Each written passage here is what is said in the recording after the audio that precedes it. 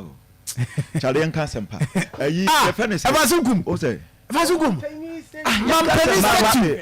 Even say. Yakopo anopere. Yakopo dia ko bobo. Mami Casempa. Police for Mampeni statue there. Mampeni statue there. Nia Ghana, right? Nia Ghana. Economy enya new president. And nipa obeso also do omu ye adwuma. And no see e kan. Na statue e statue I mean. And so what? Inti meba. No. Deputy. No, okay. Obisa me opinion. I don't have any opinion on that because he hear me. To be very honest with you. I don't have any opinion on that. Obisa me there me new opinion because he hear me. Because I didn't hear me no. You be statue. You put statue and so what? And Kroma J Ghana, your friend is saying, oh, independence my. The statue of war, you can't see him for you. Oh, please. You can't see me here. He said, John, Nasa Kata, 8 years. Oko Achumako Oma, communication officer, Papa, UTA. And now, my colleague Frank, now or Kaka and Wasem. I was one. There was one. Or just a mentality. If you also are now. Omo tanks no omukuta say double tank say they not trying to but in their Korean mentality omo wo so na na dwen say kupie bakum the mentality omo because me hu e tare automobile your documentary you say yeah wo so ka bia eti enkoye ni o de matemeba o de also no opinion na I entry opinion I no pay first time say me Evans nyadwen so say Mampeni statue whether on one see here whether on one see here me say and also be the man no if omo booster to ni na kuragua emfa me ho je hia me no e be ni statue unya be ya na o say unya be na je hia de very my okay I mean there are more things to think about very important you say don ai but your money Evans ya adwana mumba Facebook nanado na ni say ono asa no safo hene no kosi man ho commission man ho anaso obi mpo ne see at least we need to respect our leaders nanado dan Akufo-Addo oye Mampeni ona one wo akobubu ye nsebi usika no disi ade eye wania eye wabo what's your new opinion eye skills uni opinion no be chalanya eye skills eye onim de eye usika o ka prenim da bi uni opinion so for ka prenim a on fa onko ho ade na wo kobubu ni ade ni si won account ade na si won account enti there's no need say ko tama de say woni ko bom sebi say don ade ani pa ne ye nyansa bi ani e wo say entry tias menka say me say because me see opinion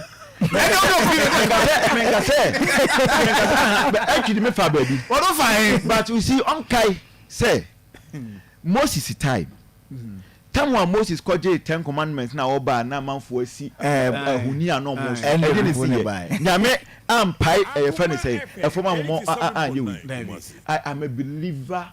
I am not a believer of statutes. So that I'm not a believer of statute. Okay. Because me kadie nyame Israel for no o friend say statute tia I can't be a believer of statute. And you statute ni. No. Yo, Mate. That's your opinion. Say don. And your opinion. That's why express your opinion. My some memories be. So I say. So statute is way. The yesi wo Kwame Nkrumah de so call akura na am say this year. That was your Kenya's entrance. Say no that was okay. And the moment I will be no, some memories be about that particular person. No, a you will be dear, modern boy. And to years way, and so in fact, a bad pam, Amma, Dachi maybe a mobano, and I say, Pum man, Chenny Maba one. On back, I say, there was a president to be a or no, a statue be a man, na or commission ye. So that's it. Enti ukobu boefu ha ye ben. Enti wo antwi say opeseti, antwi say opeseti. Odi ensi o na man kai du ya be kai say. E man kai du. Mampani ba ya wo no abo baba so. E man kai du. Ana na wo ha wo so ukobu. Obi ansuma o. Enti sa ankofo no mo yes ade no eniama wo nsem no mo ye no. Aposifo no mo che. Na 2,000 and nipa ne de boy. Ana ntuo no e na o sa akose no. Also go say the quality I wasn't got what the pump man penny also pose for a second phase of KJ development when you be kind of you be kind of say swami interchange when you okuwie flower pot ekowie ye fa ne san obechebelamti ekowie tamale ekowie tema ekowie pokuase swami wenwie ye be kai no enti we no who emma mo friends emma kai man penin temba kai o man penin say better memories me all kai hospital wenwie it is any money nyina ma ba o mia brey e won elections eno ne de be kai e di bi ne be kai hey evazinkum no dey bi ne be kai o say nko say be so kasa asem bi ka microphone nim asem na kai na we do say say a post for let in here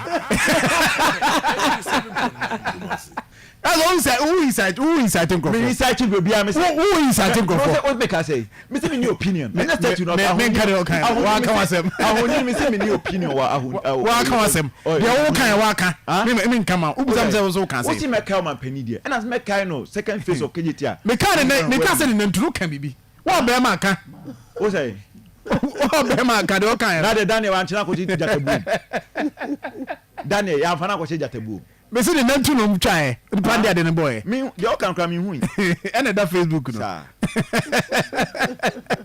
Ivy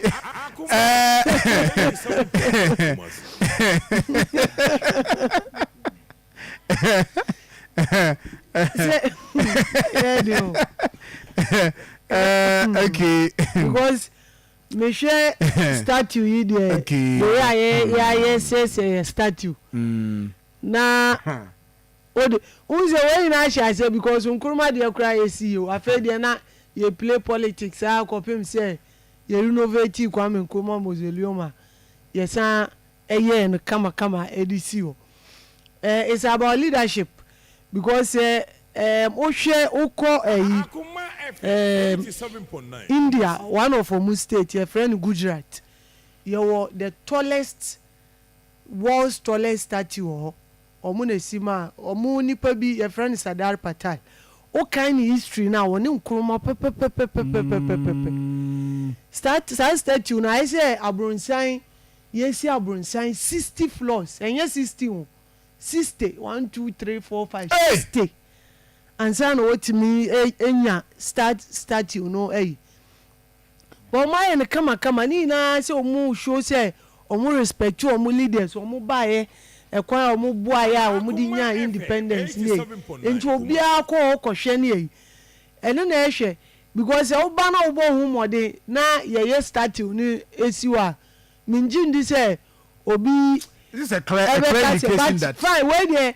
So far as you na di bottom sika ye ahemfo ne se omo president no e na omo di omo bottom sika ye 30,000 Ghana cedis it is can say 300 million e na omo di ye eza de kwa ne bonya den enti centrum de ade hyi mo abui na u bottom sika na ode ye say ba ku ye si de otufo poku are dia Messi so I'm run about it na say statue be na o ka say o pese o say na untime say statue wait abon am tubom na big sense dey kra airport bi na no akwa problem yansa no obu wait part one minute abon no tubom well tubom manager enyo wait 30,000 when nipa be 20 omo dey ade bom for be 2 hours pasona no ansa no omo timi bu ne na ba ma so I be so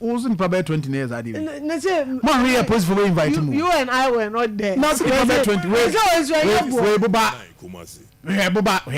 buba we buba na why no so the answer we ne say man penny start to the 40,000 you omo ode omo ya omo de concrete ankasa esi ho endem ba won so we no hold them enti e mani bu no easy no e ni na ho e to bia na hold them round about no crazy so cry na nyefe mo just amono amanfo worry say dalu ti ko ti kakra me here about ni amanfo worry about no ko si kra nya fe baby a esi no kra kwan no kra no enye papa ye nya wie ena ya ye first still under construction enti na nke wie ya na e de esi so kama ye de besi ye de besi I was my sponsor ba ko kuma se ya e se hu baby a you cover not bro for katia no mu try na fifi de ai feya se de abofon ka je se e ye kola no e besi feya se de no fifi Oma to ye ba am se so mo de fertilizer go ase ana say na ewu it took the intervention of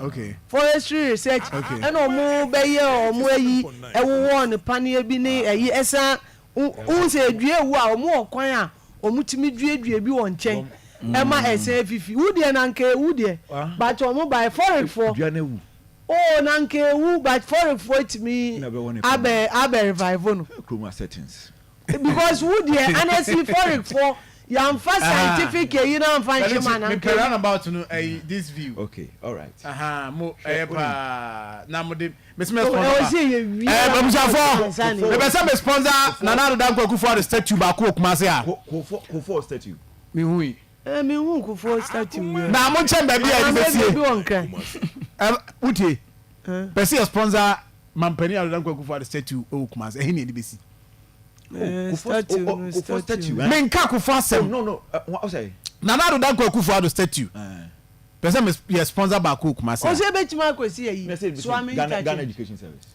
baby betima dey see swami there swami touching there no TTC Ghana education service Otumfo Ghana education service na Ghana education service that regional natural free education go ase mo ni me ya adwe aduan ni o misenko uduan mo ni me ya adwe ana na say dua no say no afifi ana ene de ono aka say no afifi ye de ye nim say for me say ya je ho me de wo minim o ye de ye de chire for be obebo me oh and I'm free Ghana education service waiting dey see Ghana education service and it for GS yo mo start send mu donation bra free before now ka obusa de a nse Akufo se o ka se o ye Akufo ni statue a oh baby nya BSc you call as an emergency unit wa and na say me fa ho team dey see ho kama and na say me fa ho na o car park na o betime see car park na asco interchange na ne asafo interchange fence statue a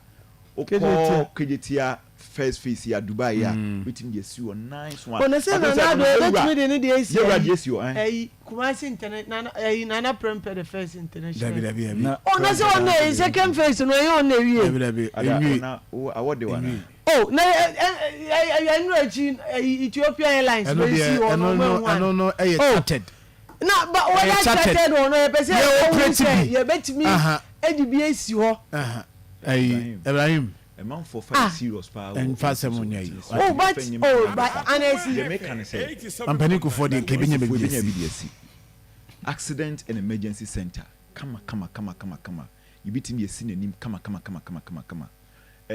John Dramani Mahama you be call KJTR first face na ye de si ho kama pa kuma say na make you nice one even asenso boache kura no you beat me statue amano asenso boache yes I'm telling you how the way onim asenso boache statue no ye pa you be see atafo side yo so na asiese ne tro asenso boache a na ya number rules awaye no na asenso boache asenso boache oba contract over two contract on time our new contract o here asenso boache performance a obedi say 3 months na 6 Ibrahim na organize media man asenso boache obedi how many months oh 6 be asenso boache obedi 6 months o here asenso boache 6 months na what performing na Akufo-Addo onu nko ase ni bidiwa e wa shant region na dey ntina also o de ma minister what dey